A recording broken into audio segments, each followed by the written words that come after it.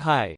In this video, we will dive deeper into the various features and filters that are used in the reports in Google Analytics. As a marketing analyst, you need to understand why the interpretations that we saw in the previous video are happening.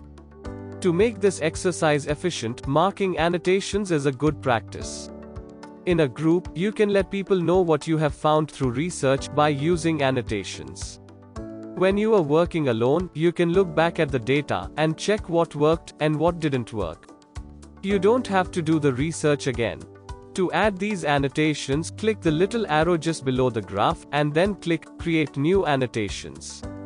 Add your analysis for the date and then click Save. On the left side of the Save button, you will see the option to make the visibility of the annotation private or shared. Right now, we don't have access to create an annotation as shared, that is, visible to everyone, so we have to stick to the private view.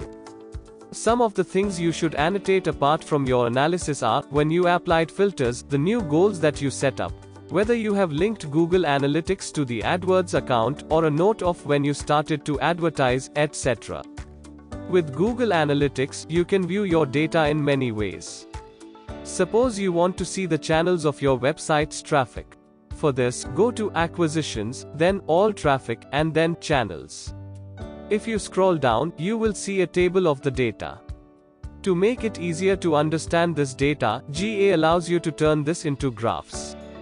Just select the form you want to see the data in, from the options on the right corner of the table.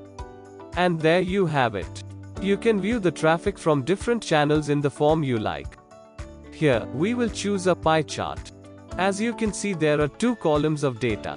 You can change the variable for one column to understand other aspects of this data. Here, we are going to look at the bounce rate, so just click the drop-down menu and select bounce rate. And here is our new pie chart. You can do the same thing with the other data sets available. Just turn the table into a visually understandable form and change a variable to understand the data in depth. So, we have done some basic analysis, now it's time to dive deeper. How will the data change if we look at only a specific group of people? To find answers to this, we will use inline filters. But, before we get into how to use inline filters, let's talk about the terminology. There are three types of filters: view filters, inline filters, and advanced filters. View filters are discovered in the admin panel. These are very complex filters and are very difficult to understand at the initial stages. However, we will be covering these in our later videos. Coming to inline and advanced filters, these filters only affect the reports we are looking at and the overall view. The box on top is the inline filter box. We can apply the various types of filters we want on our data for better interpretation. For example, if we want to know the languages the users are using on the website, we can go to Audience, Geo, and then Language.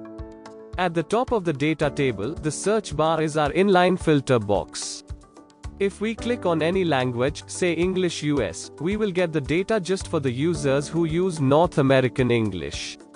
However, if we want to look at all the users who use English from across the globe, we can just type in EN in the filter, and you can see the reports of people who use English. This gives us the breakdown of all the different versions of English used in different parts of the world. We also get the summation of the data, so that we know the total metrics of the English language. Just like every other feature on Google Analytics, you can use inline filters in all reports that have a table with data present.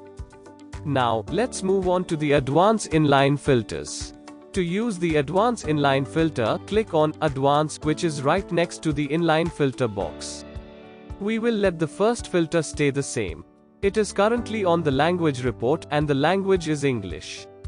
You will find under the first filter, the option to add a new filter, the Add Dimension or Metric option. Here, we will select a new metric as our filter, say, bounce rate. Next, we will put in the criteria for bounce rate as greater than 50%. Once you click Apply, your data will be filtered. If you want to filter the data further, click Add a Dimension or Metric again, and add the criteria. for our example, let's have sessions to be more than 100. And here is our desired data of users who speak English, have a bounce rate of more than 50%, and have over 100 sessions on the website.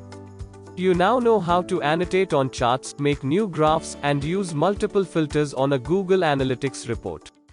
We hope this video was helpful. See you in the next one.